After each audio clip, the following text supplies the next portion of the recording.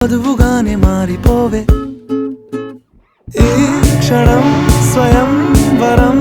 ఇవాళ సంబరం ఈ క్షణం స్వయం వరం ఇవాళ సంవరం వీడుకోలు లేని తోడు అంది స్వాగతం ఈ క్షణం స్వయం వరం ఇవాళ సంబరం